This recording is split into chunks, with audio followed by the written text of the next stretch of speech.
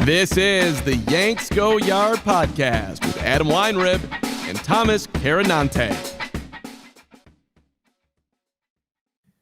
Welcome to the Yanks Go Yard podcast. I'm Adam Weinrib alongside Thomas Carannante as the Yankees play live right now the rubber game against the Cleveland Guardians. There's a random doctor in the booth. Hope you're all enjoying that, or you're watching us on the podcast, or you're listening after the fact. Either way, 2 o'clock Eastern, Mondays, Thursdays, that's the time for the Yanks Go Yard podcast. If you follow us on YouTube, and if, again, you follow us on podcast platforms, the time for the podcast is whenever you listen to podcasts. But we're going to be recapping Aaron Judge's MVP cementing performance in this Guardian series, the Yankees' ability to bounce back on display yesterday. But in order to bounce back, you have to start low, and they played their worst game of the season on Tuesday. I don't even think that's really debatable. Based on you take your no-shows, take your shutouts, take your blown saves, take your late chokes, and that's right up there with any of them that I've seen in like 10 years. So obviously we'll go deep on that. Obviously we're not happy with the team, but nice response yesterday. This Yankee team, a lot of flaws, a lot of holes, a lot of roster crunches incoming. Currently the best record in the American League. I don't get it. Nobody gets it. There's like waiverable players that they should just toss into the waste bin, and yet best record in the American League as of now. If they lose today, not so much, but it's pretty close. Luis Gil to the injured list. Is Clarke Schmidt going to be the savior or just another guy? Why Juan Soto's barber made us upset. And the loser of the week is a Little League coach, an adult among children, or a childlike adult. We'll talk about him. He's a big loser. I'm Adam Weiner. Thank you for joining me. And as always, by my side is Thomas Carannante. Thomas, Yankees, every show, there's a bunch of asterisks. You can never just like feel good and have a good show. Can I have a good show? We used to have good shows. I will say the beginning of the season, we were having a lot of good shows, feeling good, a lot of positive storylines. And we're just searching for that still. You know, I think what are the Yankees over there since the slide began? They're like 24-32. They are 21 games over 500 entering today. They maxed out at 28. So they're 7 games under since June 14th. I mean, I don't think they're ever getting back to 500. It's 24-31. I was doing the math the other day. We're just assuming they were going to lose the Gavin Williams game. A guy with a 5 ERA who throws 100 at the top of the zone. This guy looks disgusting. Yeah, it was Tuesday night. I was just pissed, and my wife's like, "Why? What's the matter?" And I was like, "You don't even know what I'm watching." And she's like, "Well, why do you keep watching this?" And I was like, "Well, you know, they started off fast, and it was good, and now it's just bad." And she's like, "Oh, so like she understands the concept. Oh, so they got like really ahead, and maybe that wasn't really who they were, and now they're just not that good." I'm like, "Yeah, fucking yeah, I guess. Thanks." Someone who doesn't watch baseball or is forced to watch baseball when I need her to watch when I want to put it on, sums up the Yankees in 2 sentences. Yeah. So what my wife always says when I like go into the other room in a bad mood after staring at the Yankees, and I'm like, lost again. I had a chance late, lost again. She goes, hasn't it been like 6 years of this? I'm like, you're right. It has been 6 years of this. Why is Aaron Boone still there? I don't know. It's the same thing over and over again. We're doing the blame pie, and we have to do it again because you say you're going to blame Aaron Boone, and someone's like, what do you expect him to do? These players stink. It's like, okay, fine, blame the players. Okay, well, actually blame Cashman. He's the guy who pulls players together. Okay, fine, I blame Cashman too. Well, then why are they so undisciplined? A good manager would have him disciplined. Yeah, I'm blame Boone. I mean, nobody's like, only Aaron Judge and Juan Soto and Garrett Cole are just good at their jobs, and Cole's shaking the rust off, and Judge and Soto are 2 of the best players in baseball and 2 of the best teammates we've ever seen. And Aaron Judge's MVP case, I think, is only strengthened by the fact that the other 7 batters in the lineup range from woefully inconsistent to emerging rookies that we've made platoon players for whatever reason, like Austin Wells, to straight up non-entities. Alex Verdugo, who's got crazy numbers against the Boston Red Sox. One of my favorite tweets of the week, where I was like, I actually don't know whether this makes me hate him more or respect him more, because he dominated the Red Sox. He homered against them and trotted the bases in the last good game of the Yankees season. But against Boston since June 14th, hitting .310 with 2 homers and 43 plate appearances against them. And against everybody else entering yesterday's game, 168 with a 253 on base and no homers in 191 plate appearances. Spoiler alert, didn't homer yesterday, hasn't homered today either. Those numbers have only gone down. No homers against a team other than Boston since May 29th in Anaheim. These are redefining black holes around Judge and Soto. It's absurd. So that helps strengthen his MVP case. But look, this is going to come down to the wire. People love to hand the MVP to the non-Yankee. People love to fight. It suddenly, when a Yankee's involved, it suddenly becomes the WAR award again. And we're like, well, the F wars are close. And right now, Bobby Witt Jr. parlaying his spectacular defense, 17 outs above average. He's crazy. Into a virtual F WAR tie with Judge. They're like percentage points. You have to go like decimal places to the side to find the difference. They're both having incredible seasons. This isn't quite as cut and dry as Altuve, but Judge homering twice last night, 46 and 47, to be hitting 330 with the power numbers he's putting up, to be on pace for 60 plus homers again after an empty April where he hit 207 with 6 homers in March, April combined with a 730 OPS, to be where he is now, threatening to break into college football broadcasts again for a Yankees team that is under. You want to talk about value to their team. Obviously, Witt Jr. has played a huge part in the Royals year-over-year turnaround. But the value relative to expectations, the Royals are out there just having fun, competing for a playoff spot. The Yankees are possibly in the final year of a championship window without major changes and with Juan Soto's contract expiring in under 2 months. This is the most pressure the Yankees have faced for several years, championship pressure. And this is a franchise that faces more championship pressure than anybody else and has us parsing individual games like they're Supreme Court decisions. So I'm going to go ahead and say Judge being the linchpin for this team and carrying a shallow lineup with Soto is just as intrinsic to the team's success. And the team's success means more than the Royal success in the grand scheme of things. He's my slam dunk MVP. And every time I start to waver, he reminds us with a 2-homer game like he did last night. I saw him hit his 300th career home run last Wednesday in Chicago. He's already hit 4 homers since then. I mean, he just doesn't stop. And remember where he was in April when people were saying, wow, this might be a terrible extension. He might just be done. Where did the skills go? They didn't go anywhere. Yeah, I actually have not run into too much conflicting discourse on MVP stuff. Even the national writers who are usually not anti-Yankee, but they try to fluff up the other franchises and players who are playing well, because you gotta bring attention to a smaller market team like the Royals, and Bobby Witt Jr. is incredible. But I think this is Aaron Judge's award to lose. Like, I forgot who tweeted it yesterday, but I think it was Judge is the first player not linked to steroids who has this high of an average and this high of a slugging percentage since Ted Williams, 1957. So, again, historical, and we are rightfully frustrated because we saw Judge's historic 2022 go down in embarrassing fashion in the ALCS. And he was bad. And he was bad in the playoffs. To be fair. Like, he's going to need – you hate to be the guy who sits here and says, wait for the playoffs, but he got booed, and all of America put out a referendum on how could you possibly boo him after that regular season. And I think if he was in the stands, he would have booed himself. He was terrible in a 4-game sweep against a team that's become their most hated playoff rival. So we're going to have to wait and see. Yeah. And I think the point is, like, there is value in the fact that the rest of the lineup is so bad. And I understand he's batting right next to Soto, but there is literally nobody else producing.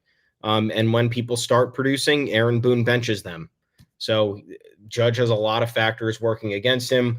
We could talk all about that as we want, with the managerial decisions we don't support, the roster construction stuff. But if Judge and other deserving MVPs had lost out on the award previously because of Shohei Ohtani's unique case of being able to pitch and hit the way he has, then Judge's historical, the Judge's performance in the context of a historical lens is and should take precedent over someone like Bobby Witt Jr. on a lesser Royals team also playing elite shortstop defense. It sucks. It happens, but we are witnessing an offensive outburst that has not been seen in 50 years with players who weren't connected to steroids. And as much as the steroid era was fun, I would still sign up for that. Yeah. Not for the players destroying their health with drugs, but the race that summer with Sammy Sosa and Mark McGwire was awesome. I don't think anybody didn't enjoy watching Barry Bonds at the height of his prime, watching Jose Canseco nuke ball. There goes Judge. He just homered again. He homered Sure during did. the podcast. Yep. Homer during the podcast. So that's 48. I think he'll break his own record at this rate. There's 5.5 weeks left in the season. Hey, if you're a fan of Air Force Marshall week 4 of the college football season, get ready. Sorry, ESPN viewers. You're going to have to watch some historic baseball. I'm so sorry for you. You might. But yeah, I think all of that, all of the steroid era stuff was a blast to watch and people loved it. And this is bringing the game, like Judge's performance, on par with the steroid era guys, is kind of bringing more viewers back to baseball and is creating more of a national conversation, just much like Shohei Ohtani did, being able to play on both sides of the ball. So yeah, I would agree. And it's hard. You can't even say you're biased here. Like, the stats are the stats. He's playing center field. He's not a fucking center fielder. He shouldn't be in center field. No. But he's playing it, and he's playing it also at a close to elite level. He's managed to weather the storm, like we said, amongst a number of below average hitters, which, we could talk about the lineup, I guess, if we want to get into that a little bit. But yeah, Michael Kay said yesterday, you wrote about it, we're going to put it up on the site, that the Yankees need to make drastic changes because you have 2 generational players. And yes, the Yankees have the best record in the American League, but the manner in which the Guardians have slid, the Guardians are 14-16 over their last 30. The manner in which the Orioles have slid, the fact that the Yankees haven't been able to make up any ground and create and build a cushion over those teams with the schedule that they've had, it's a problem. And I don't want to hear about Aaron Boone saying Anthony Volpe's a winning player because he's really good defensively at shortstop, or Brian Cashman complaining about injuries. The same problems are happening every single year. To deny any concern with Anthony Volpe's offense is malfeasance. To blame injuries is overlooking a larger problem. So yeah, I don't know what the changes are. Michael Kay floated Austin Wells at first base. Yeah. Austin Wells taking reps at first base and Verdugo gone immediately. I mean, objectively taking we don't need to talk about it because everybody knows it's ridiculous, but taking Austin Wells out of the lineup for essentially a week is crazy behavior. I'm very surprised that Austin Wells is starting today, day after a night game, and shout out to whoever put that together. Good job. And shout out to whoever paired him with Garrett Cole instead of waiting around for the Trevino thing. Trevino is a league average bat this year, which has been a welcome sight. The Yankees have never had a catcher rotation this strong since Posada, Jose Molina, and this might even be stronger. Wells makes Posada look like a cement block for 2009 Posada, not prime Posada, but by the end of his career, it's kind of think this is the weekend to think back to the 2009 team. I'm not sure which is more absurd, that the Yankees won the World Series with Jorge Posada barely able to move as their starting catcher, or with 3 starting pitchers. 3. If a starting pitcher went down, they didn't even have anybody to go to. And one of them was AJ Burnett, who was like a coin flip that year. And I love AJ Burnett, but that's got to be the least pitching a team has ever won a World Series with. If you had to go to a 4-starter, it was Jabba, our pal Jabba, who is basically in the bullpen by the end of that season, or Chad Godin, or Sergio Mitre. There was nobody available for depth. So unbelievable that the Yankees won with that crew, but they had a lineup that was basically unparalleled, and you can slug through a lot of things. This is not to disparage Jose Trevino. It's just to say that Austin Wells is the superior hitter right now. Trevino may be the best backup in the league. Yeah. There was a time this year when it looked like he might not even be that, and I'm glad he's back to that level. He has moments in him. He will start sometimes. He needs to relieve Wells, who can't play behind the plate every single day. And when Trevino's in, you shouldn't scream. You should be thankful that Maybe Austin Wells is DHing that day, giving Stanton a blow. Maybe Austin Wells is playing a little first base because DJ LeMahieu has a 512 OPS. And because Ben Rice, who knows if Ben Rice did it to himself or the team did it to him, but he looked real hitterish when he came up. Then they stopped playing him against lefties. Then they stopped playing him altogether. And now he's like 10 for 87 since that 3-homer game against Boston, according to a stat that just flashed by my screen during this game. Anthony Rizzo on the way back. He's DHing at AA this weekend. Cool, but the Yankees don't need Anthony Rizzo DHing, and right now he'd technically be an upgrade at first base, but not enough of one. Wells should be working out there every day, and that's what gets me about the Aaron Boone thing. Like, I can't pin a lack of discipline entirely on Boone, but I also, it's been, this is season 7 of Aaron Boone, and this is consistently a team that gets outplayed at the margins. So can I pin it on him a little bit? Like, I feel like I can. I feel like I don't know if he's out there drilling down with the guys. I don't know what he's responsible for, but I know that the Guardians are tighter than the Yankees. There are always several teams that are tighter than the Yankees. Look at the blunders in Tuesday's game. They're always overcoming their own malfeasance repeatedly over and over again. They almost won that game, and they should have won that game, and it was gifted to them. But if they had won that game, we would have looked back on it and gone, oh my God, the blunders they made. DJ LeMahieu, Trent Grisham, Luis Rojas at third base. Awful across the board in that game. And so you got some of that lack of discipline falls on Boone. Professional. I think I like that he defends his guys. I'm glad he got impassioned about Anthony Volpe. But first of all, the goalposts have moved. Now the goalposts are he's a below average hitter, but the defense is amazing. Well, the defense is amazing, but we were told this offseason by Brian Cashman that he was going to crush it when Joel Sherman questioned him, and that we'd all look back and laugh when we said, what happened to his development? He hasn't crushed it. He's been not acceptable offensively and great defensively. Last year, he also said he wore down the stretch. He seems to be tiring this year as well. And he thought to preventing that wear and tear, or no, we're just going to run him out there every day. Okay. So Boone defending his guys, I don't have an issue with it, but if he's, it's a good way to defend your guys, putting them in the best position to succeed. Yeah. He never does that. He doesn't do it with his bullpen decisions. Nope. He doesn't do it. Guys like Volpe being hung out to dry, wearing themselves thin, making defensive miscues across, like not Volpe is making defensive plays for the most part, but a guy like Verdugo goes out there every day and is terrible. Yankee fans go, Verdugo is terrible. And Boone goes, I'm sticking with my guy. You should stick with him by benching him every so often. Give him a reset. Help him out.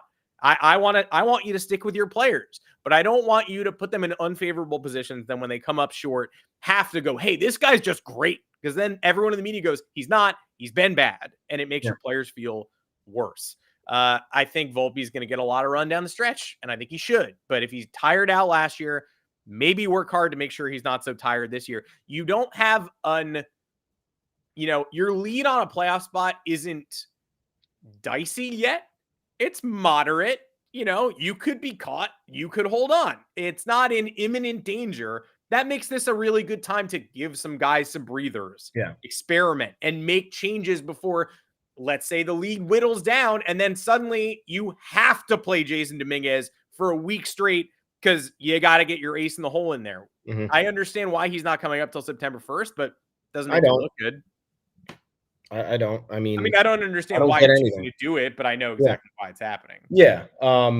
My problem again with the organization is the context with the questions. Like, they are not viewing it.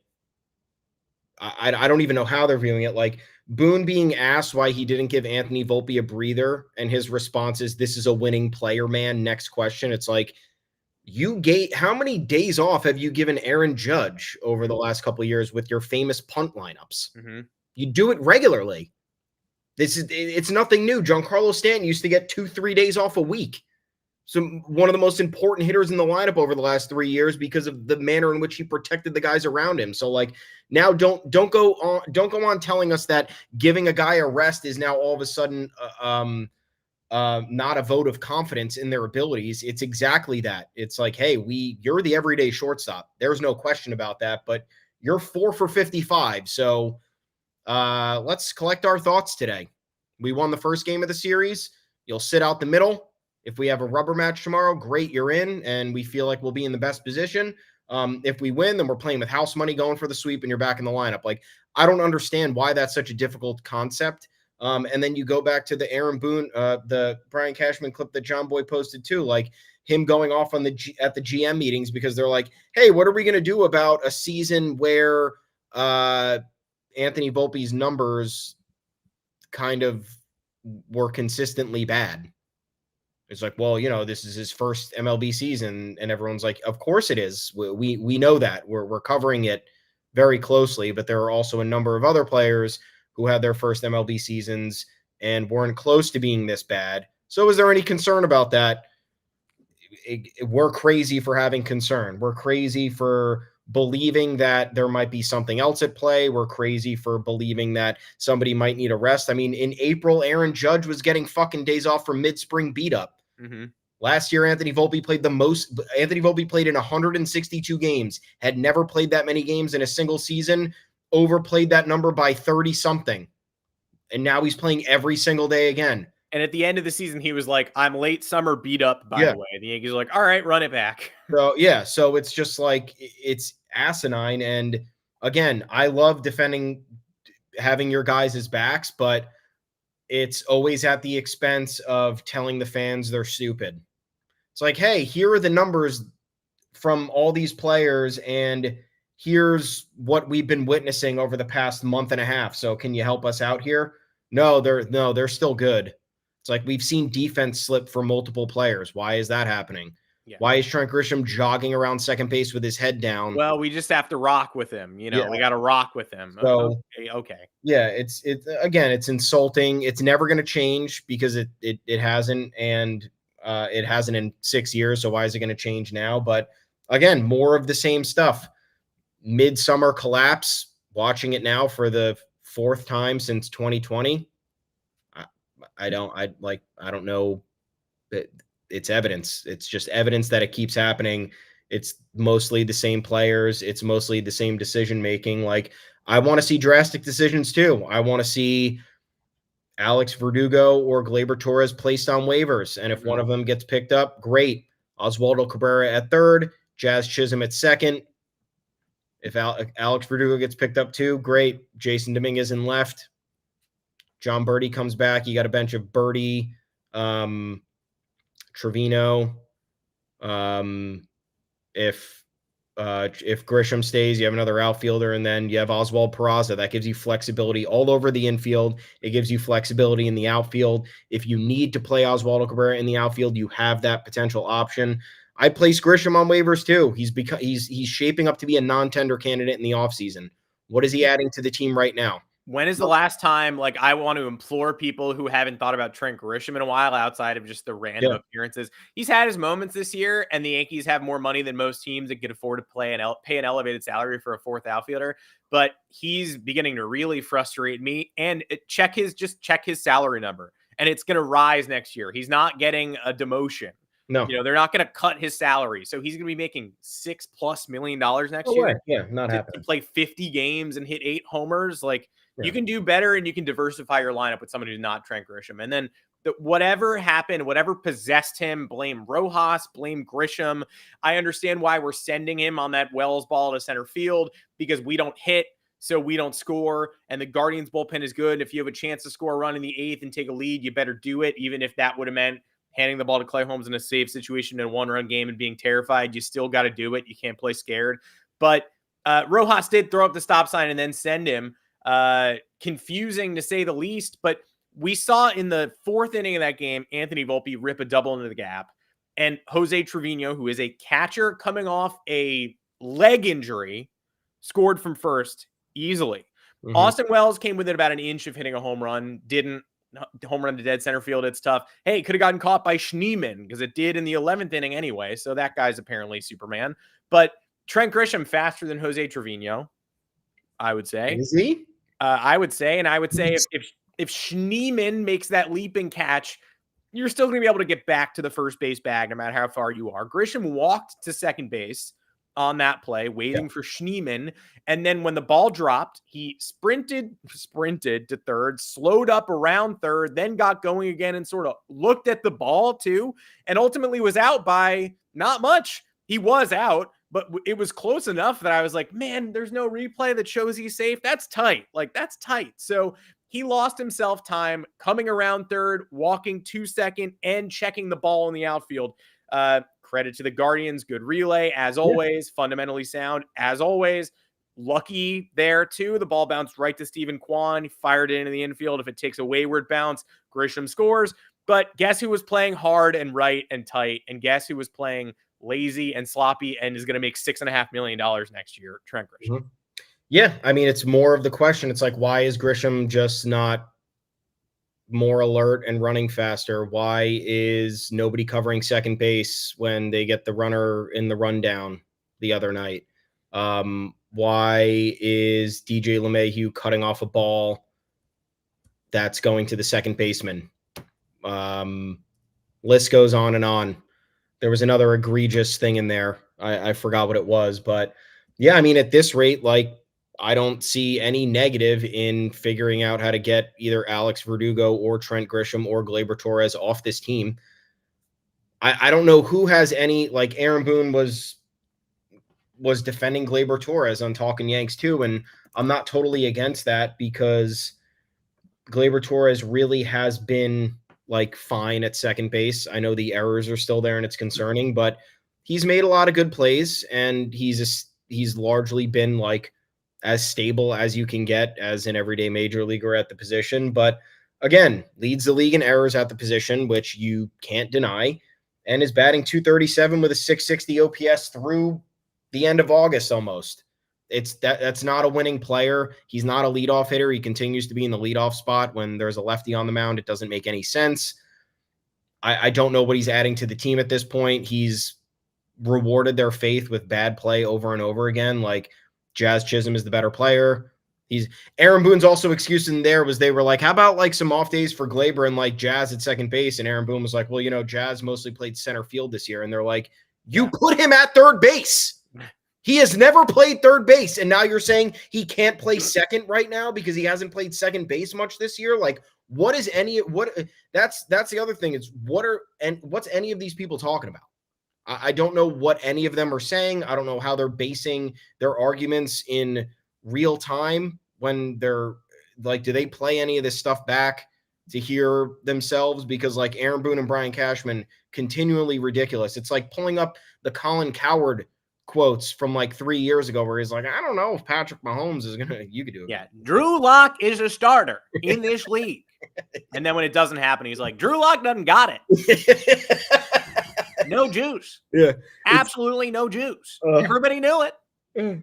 It's the same exact concept. And again, it's like, I don't know if they think the fans are dumb, or I do get the frustration where it's like, you're not in the dugout, you're not in the clubhouse, you don't know what's going on. Fair, fine. But also, you're contradicting yourself. You're in the dugout, you're the manager, you're in the clubhouse. Stop telling us when you're the manager of the team you can make that decision. I am not going to be the manager of the team. Nobody is. You are. Yes. You are, for the better part of a decade. Make the better decisions, because the decisions that have been made ever since 2020 have largely not pressed the right buttons. It's not on us to figure it out. It's on you to figure it out. If we could figure it out, I think we might have more of a cutting edge approach to this. That's all. Like, mix things up. Give Austin Wells first base reps. Give Gleyber Torres and Anthony Volpe a couple days off. Send a message to Alex Verdugo, who has the lowest OPS of any qualified hitter in baseball for 60 days. 6-0. That's a third of the season. Worst hitter. The evidence is there. I don't know what Alex Verdugo's adding to your lineup every day that you need to keep him in there without argument. So crazy. I've never seen someone that bad before. Yeah, like, truly. And again, I don't know how I understand the frustration with the injuries. Like, shit happens. A lot of shit's happened this year. John Birdie's calf explodes.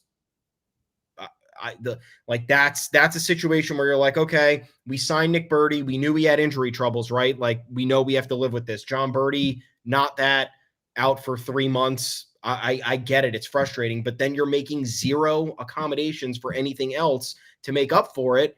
And you think there's going to be an improvement. And again, there has not been an improvement over the last almost 60 games. We're at 55 games now where you're treading water. So you're continuing you're not gaining ground. If the Mets don't beat the Orioles 2 out of 3, it's not looking great. Thankfully they're winning right now. They squandered a scoring opportunity with the bases loaded, but yeah, I would roll with something like Oswaldo Cabrera at third, Jazz at second, Jason Dominguez in left, and see what the results are, because you can't get worse than what's happening right now. That's the main thing, is they haven't necessarily, branded themselves a disaster in recent weeks, and their lead on a playoff spot isn't tenuous right now, and their schedule, to be fair, doesn't get impossible again in September. They can play respectable baseball if they make some tweaks. Yeah. And if they're going to get some healthy bodies back in the coming weeks, maybe not all of them are going to be contributors, but maybe a couple of them are going to be contributors. It's not like you're walking into another gauntlet and you should have taken advantage of this soft schedule. But this was your opportunity to really put some distance between yourselves. I mean, you're never going to run away from the Orioles, but you could be 4 up on the Orioles right now. Sure. And that's not going to make you uncashable, but it's going to help. You're 6 games up in the loss column on a playoff spot right now. Could easily be 10. Could easily be 11. And then it'll get tighter when you're playing better teams down the stretch. But now, when it probably will get tighter down the stretch, then you're really going to get into a situation where you're going to have some must-win games in September. You could have gotten into a situation where you didn't have any must-win games from September 15th on, really. But you're going to have some. And, hey, maybe you win those. And, hey, in 2021, a season that felt very reminiscent of this one, they had a must-win game on the final day of the season, and they won it. And they went out and beat the Rays 1-0 at home. It was an shockingly amazing game, given how the next game ended. So we'll never remember that ever. But that was a good job of regrouping by a team that took a whole bunch of punches to the face and ultimately won a must-win game to get into a must-win game where they got obliterated by their rival. So not a model team by any means. The 1-game wild card has been eliminated for this season. So that's awesome. That doesn't exist anymore. But yeah. Hopefully they are able to put some distance between themselves, some additional distance, before it really gets down to nut cutting time. And by the way, speaking of those returning contributors, and maybe you find one, the annoying thing about the Aaron Boone managerial circus, where you can't figure out what's his fault, what's the personnel's fault, what can we blame him for, how much of the discipline is the players, what does he really do in the clubhouse, and what would the team look like if we manage them instead of him.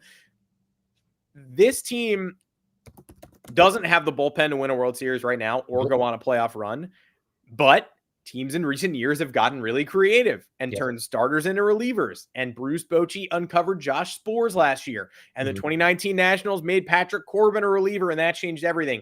And the 2018 Red Sox, Chris Sale down the stretch looked like Luis Gil this year, and they made him a reliever, and he closed out the World Series, and Alex Cora mix and matched, and Ryan Brazier all of a sudden is extremely important. The Yankees can do that.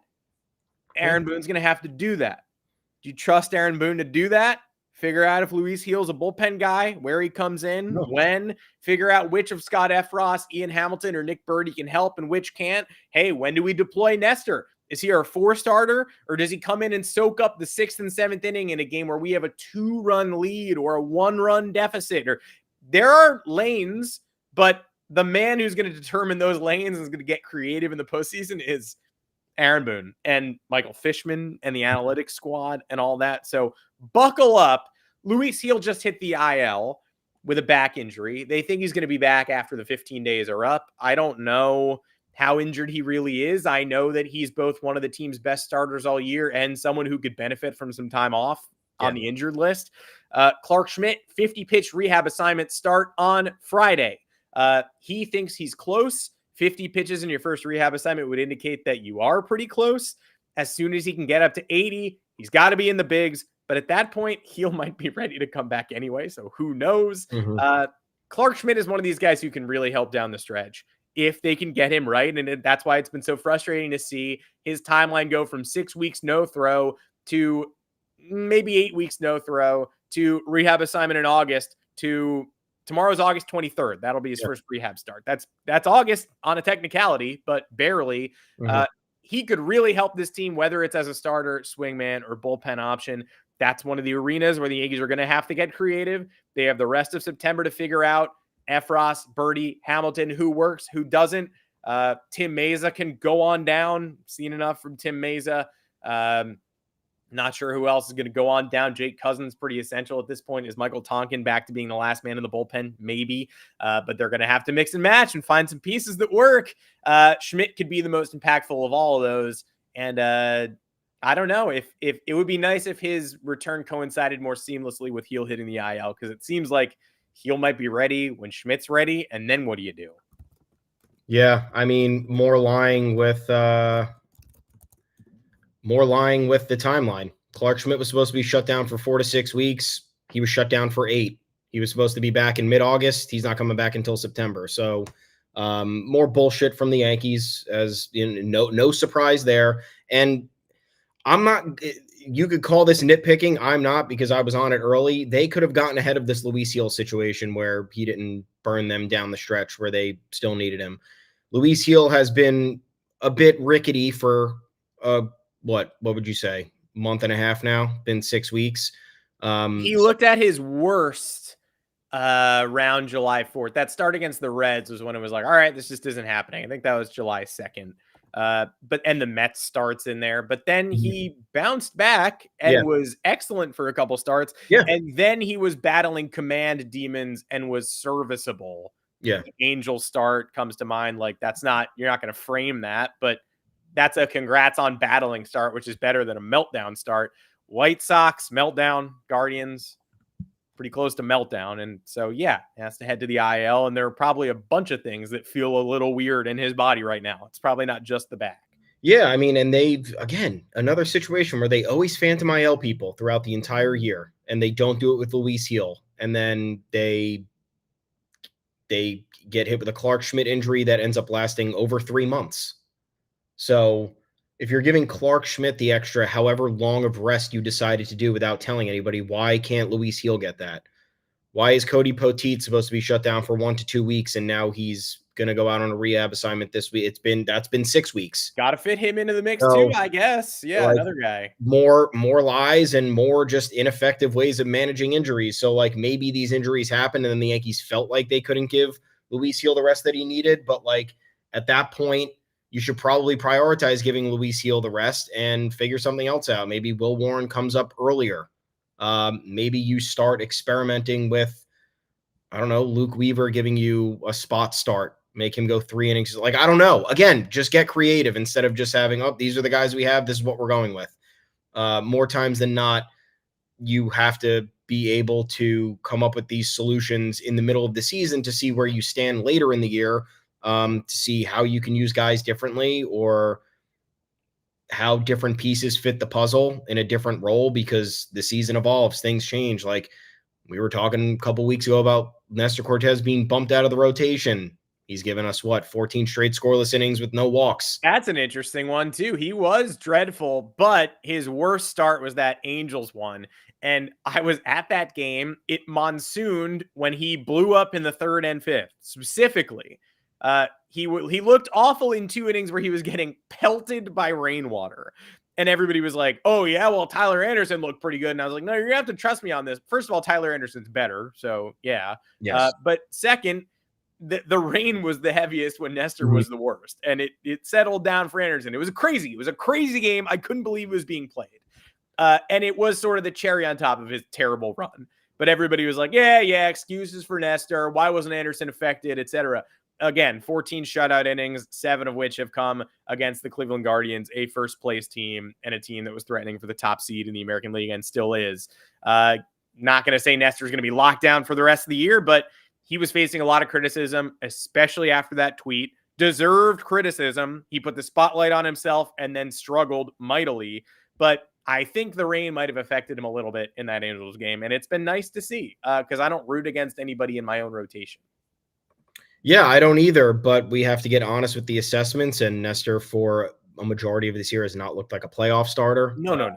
And then you look at how his stuff plays, and you're like, does this even work in the bullpen outside of just eating innings and preserving the rest of the arms that we have? So I will say it's been a tough thing to manage because some of these guys have had roller coaster campaigns, but again, that can't be the summary of most of the players on the team outside of Aaron Judge and Juan Soto. Everybody can't be having a roller coaster season. Yeah, but they are. We can't not be addressing all of the roller coaster seasons and just claiming that everything's going to normalize when, again, it doesn't. It never normalizes. We've been here. We do not turn the corner. We don't grind a little extra to get to where we need to be. It just doesn't happen. So now it's on to make drastic personnel decisions with some sort of purpose or meaning behind it. And it felt like we were moving towards that earlier this year, right? Juan Soto trade was one. John Birdie trade was another. You're sitting there and like, wow, this is a meaningful acquisition right before the season. Like, clear path for this guy.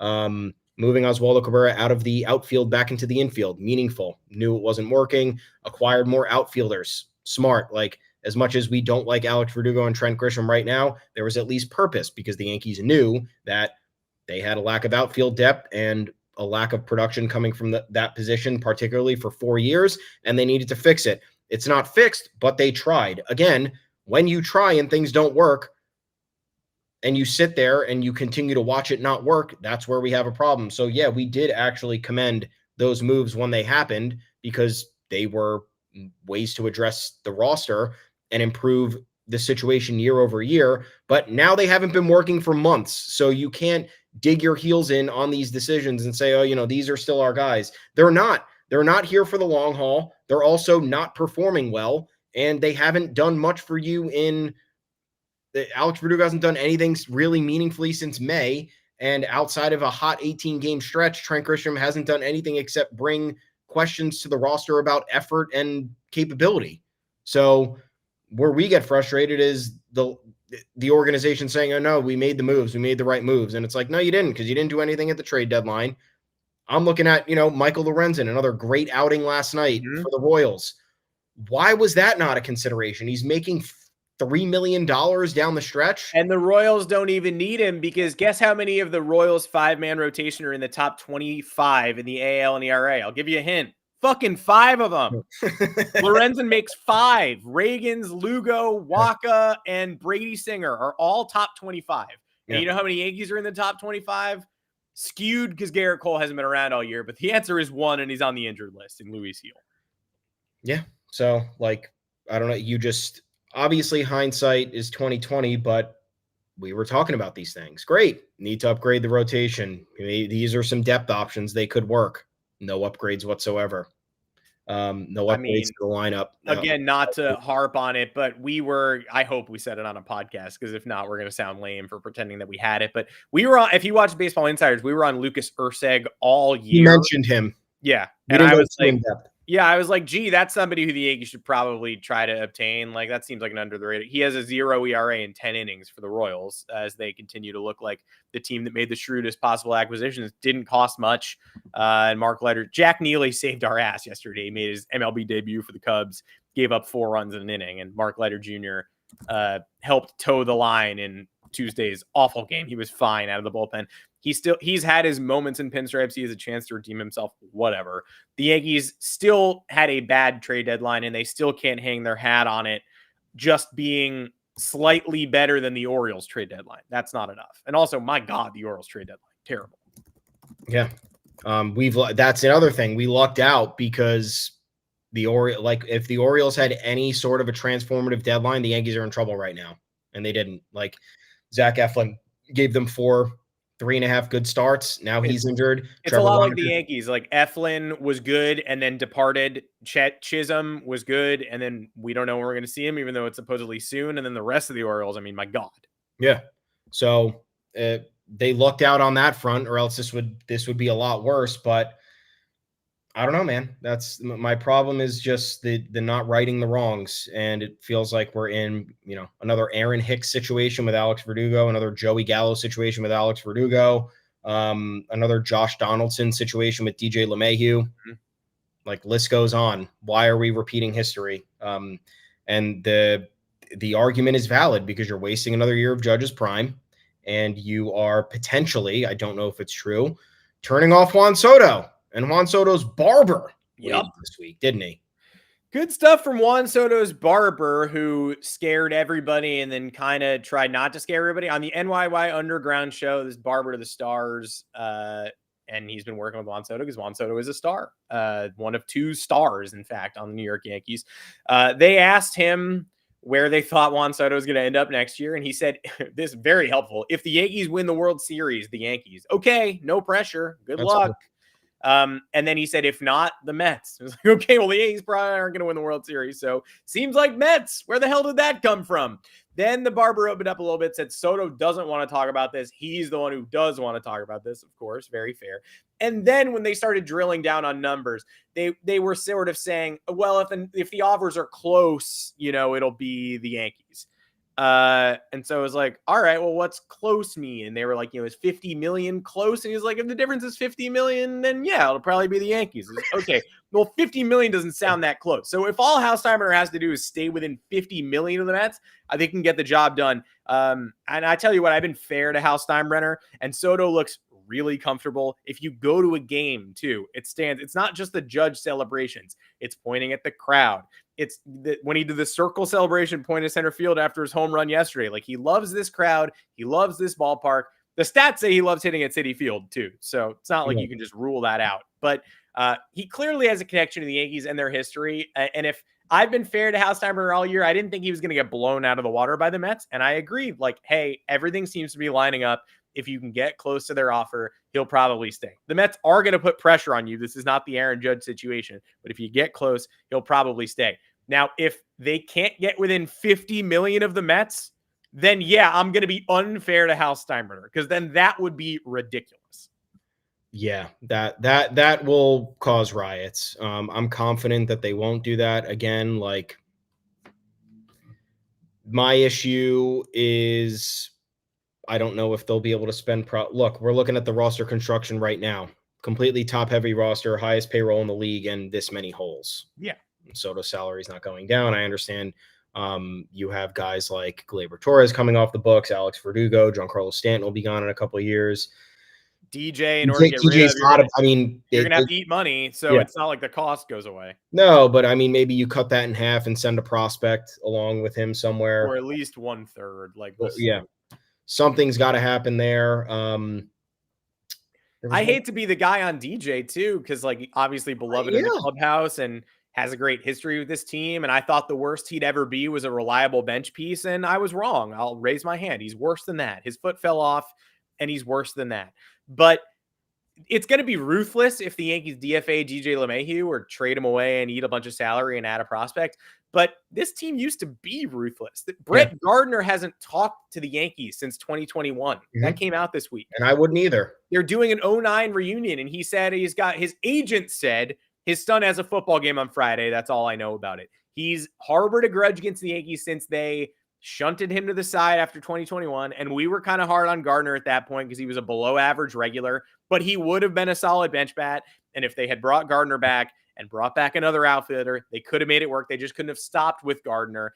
They decided to both send Gardner away and then not really replace him. More great stuff from the Yankees. Mm-hmm. But since then, maybe the best Yankee of the 2010s hasn't talked. Gardner and CeCe hasn't talked to the team, hasn't returned their messages. So they're willing to do that to Gardner. They're willing to hardball Jeter back in the day.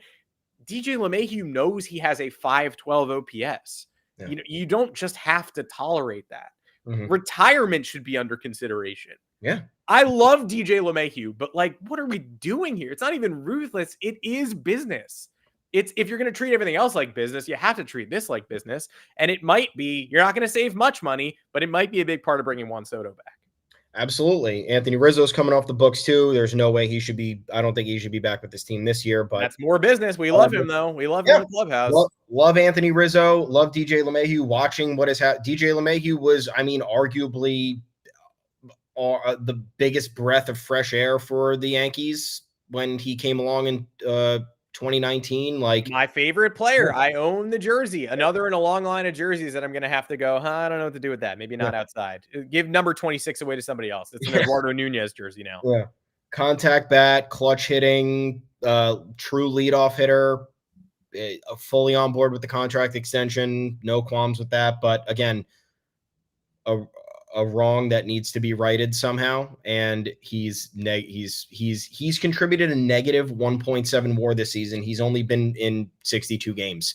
He's played a little more than a third of the year, and he's subtracted 2 wins from this team. And he walked one off, and he had a 6 RBI game where he was like, you want to talk about the definition of WAR. Yeah. Like, those are 2 games where they won because of DJ LeMahieu. So technically, WAR. he should be back at 0, but he's subtracted 2 WAR. And then, I mean, the worst at-bat of the millennium in extra innings on Tuesday, when you had no recourse but to send him up with runners on the corners, 1 out in the 11th. You can get on the Yankees for not scoring in the 10th, and obviously I'm not happy. Soto Judge, Soto grounds to the right side, Judge intentional walk, Trent Grisham pop out, and then they're screwed. But that was Emmanuel Clase. So you don't score in the 10th, and you're like, oh, we squandered a great opportunity. But hey, we got beat by the best. You know, it is what it is. And then when you keep it tied, you get to the bottom of the 11th, and it's Wells, Volpe, DJ against all the Guardians relievers are good, but a relatively anonymous lefty reliever in comparison to Emmanuel Clase, who's having the best relief season, a Cy Young level, Eric Gagne style relief season. Runners on, they intentionally walk Volpe. So smart. Stephen Vogt, just shaking my fist at the screen going, that's a manager. God damn it. Like, Aaron Boone let Jose Ramirez tack on in the 12th. Yeah. He hit a ribby. They were like, they're going to face him. That's interesting. Second base is open. And he immediately hit a ribby single. And then things got much worse. But Vogt's like, not only am I going to intentionally walk Aaron Judge, Anthony Volpe's too good for me to face here. I'm going to face DJ LeMahieu with runners on the corners. And I know Volpe's probably stealing, and I don't care. LeMahieu used to be valuable in that situation because he used to be able to hit a sac fly to right field and end the game. And you'd go, okay, nothing special, workmanlike, good job. Instead, foul ball to the right side, foul ball in the air to the right side. He tried to do it twice. He was late both times, followed by the meekest swing ever at the most predictable buried 0-2 breaking ball. And that was the moment where I was like, the 10th inning, frustrating, one of many frustrating moments, but the 11th, like, squeeze your eyes out of your own skull, frustrating. Yeah, awful. So, like, that Stanton home run was ridiculous, by the way. Giancarlo Stanton just did something absurd. And then Alex Verdugo walks to first base on a ground ball, and we're still going to tolerate that. All he does is ground out, the ground ball king. I mean, there is nothing there. All he was last year and the year before and the year before that was an average bat who was ridiculously clutch against us. Yeah. And now he is a 20 points below average bat who you won't find somebody less clutch. DJ LeMahieu walked off the Blue Jays. Are you kidding? Alex Verdugo in a clutch scenario is as helpful as a scarecrow with a fucking broom. Yeah. It's, why I fully enjoyed that Stanton home run, and now I have to shake my head at a squibbling ground ball that Verdugo walks to first base on. So whatever. You want to talk about more losers? Sign off with this because it's fun. It's just fun. I mean, in the middle of Aaron Judge's MVP season, we don't award a loser of the week very often. You have to be a special kind of loser to be able to earn this honor. And maybe we should award a loser of the week every single week because it is fun. Apologies, I forgot this man's name, so I have to go consult the article we wrote about it because I'd love to get his name right. If he's going to call out Aaron Judge by name, and he is, we might as well call out Bob Laturza by name. Who did the impossible, got us to root collectively against a team of Little Leaguers from New York. I didn't want to do it, but Staten Island's Little League coach sent his team to the Little League World Series. I understand his disappointment. He was, the Yankees promised they would send some players to the team hotel, and it turned out those players were DJ LeMahieu and Tim Hill. If that happened to me, I wouldn't be psyched, but I also wouldn't be so entitled as to be like, oh, really? Those are the Yankees you're sending to meet with my Little League team on the day of their big game? Do better. Ignoring the fact as well that Nestor Cortez met with them on the field. Garrett Cole supposedly signed a bunch of autographs. Nick Swisher, etc. It could be worse. It could be worse. You could have received less. But he went to the media to complain about it was tough to discern what exactly he was complaining about, but it seemed like a two-prong. First of all, he was angry Aaron Judge didn't come visit his team, even though Aaron Judge was spotted signing autographs for a mob of Little Leaguers and rode the bus to the field with Little Leaguers, just not the Staten Island Little Leaguers. So, okay, He was also upset that Aaron Judge didn't wave at his team during the game, which was a Major League Baseball game that counted, during which the Yankees did not score. So I'm sorry Aaron Judge didn't wave at you, but he was busy riding the bus and signing for 100 Little Leaguers outside the venue and playing a game that counted. I guess you guys should have gone outside. Anywho, this coach claimed Judge should be nicer to the people who pay his salary. And that was the moment I knew he was not talking about kids, because kids don't pay his salary. He inserted himself. This was him advocating. It was Aaron Boone. I'm advocating for my team. Actually, you're not. You're advocating for yourself, because these 11-year-olds aren't actually paying customers who funded the Aaron Judge extension. So you actually made it self-centered. Also, in the same article where he complained about Judge, he said David Cone approached him and complimented him on his team's ride to Williamsport, and he didn't recognize David Cone. Wow, diehard fan. He's only on TV every fucking day. So congrats to you, Bob Laterza, our loser of the week. By the way, I watched your team. They lost to Florida. They're out of the Little League World Series.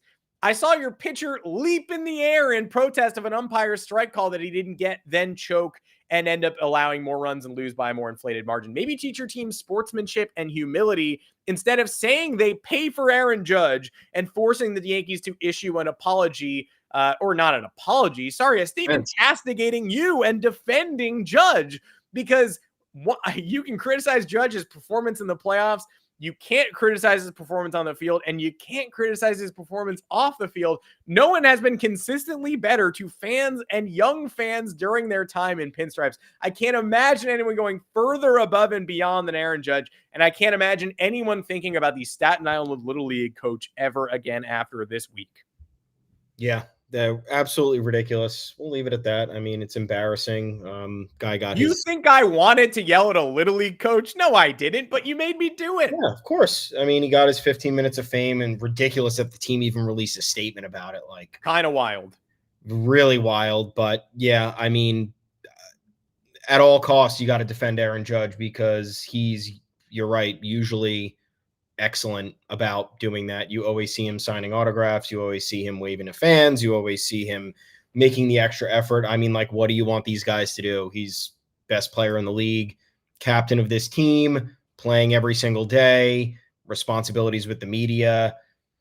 He's got his own personal grind. So I don't know where any of this comes from. It's absolutely, if there's a million other, and like, not that I would endorse it, but there's a million other Yankees to shit on and probably call out for personality issues or for performance-based issues and whatnot, and you're going to call out Aaron Judge. The audacity to just be like, we met a lot of Yankees, but not Aaron Judge. Like, I don't know. And I saw Little Leaguers meeting him. You guys were in the wrong place at the wrong time, and I'm sorry. Yeah. But this isn't about the kids, except for that kid complaining about the strike call. A lot of complaining about strike calls in the Little League World Series as a whole, I would say. Not for me. That's where the game's going. Yeah, it's the strike zone, and it's the strike zone's the biggest thing, and the umpiring is now it's everybody else's fault. When I was in high school, I got called out on a strike 3 in my shoe tops, or I think it was strike 2, and then I got called out on a better strike for strike 3, and on the way back to the dugout, I went, "Nope, idiot," and my whole team laughed. And that was great. But also I was 17 at that point in time. And also that's pretty harmless. Like, I would never, even as a child, when I threw tantrums, believe it or not, listeners in this podcast, I used to throw tantrums as a child. I didn't show up the umpires on the field in Little League because I knew that they were adults just trying to get by, making mistakes. They're not out to screw you. They're trying. Yeah. But yeah, that's our loser of the week. Yankees winning right now. Guardians could end up being. So look, sign off positive. The Yankees hold on. It's 5-0 right now. Runners on first and second. Cole's trying to get through the 6th inning at 93 pitches. If the Yankees win this game, they win the series and they erase whatever the fuck they did on Tuesday. And again, that is still borderline unforgivable and inexplicable, but got the job done. I do have to commend this team on some capacity for having that goldfish memory. That they have rebounded from some pretty crazy collapses and downturns in play, or just egregious defensive lapses or lack of clutch hitting. I still understand they're treading water, 7 games under 500 ever since starting the season, 50-22. But again, just keep pace, don't melt down, and they'll be in the playoffs. And then it's a matter of we're not confident in the roster, but we will hold out hope that they catch lightning in a bottle, because that's all we can hold out hope for, right? Man, it's a matter of Aaron Boone getting creative. But thank you for joining us live on the Yanks Go Yard podcast. We'll be right back here on Monday afternoon, 2 o'clock Eastern. I'm Adam Weinrib. You can find me on Twitter or X at Adam Weinrib. Thomas Carannante, where can the people find you? I'm at Tommy's_takes. Where are we? At Yanks Go Yard FS, official Yanks Go Yard Twitter account. Pretty great place to be. YanksGoYard.com. All the content's there. Thank you guys for reading. There's still plenty. It's a lot of timely stuff, injury updates, prospect updates, impending roster moves, the opinions I love to read about, all that good stuff. We appreciate you guys tuning in. Please like and subscribe to the podcast on YouTube. Double play Gleyber Torres. He sure does do it. Nice job. Inning-ending double play. Garrett Cole's out of the sixth. It's 5-0 Yankees. Enjoy your weekend. Good job, Garrett. Good pitcher. Hey, please, boys, keep it going. Show us you care. Show us you've got an extra gear. Let us enjoy the 09 reunion this weekend. We'll be back here to talk about it on Monday, and that'll be fun. That'll be a fun one. Yeah. Even without an old timers game, which there should be. I think you'll get AJ Burnett in the booth. Probably. You should if you're smart. Don't let Nick Swisher hog the mic. Try to win some baseball games. Try to experiment. Try to get creative. Big stretch run coming up. I guess that's all you can ask for. It feels like October in the air today, even though it's August, and we will see you right back here to talk about some fun, hopefully, baseball on Monday afternoon. See ya. See ya.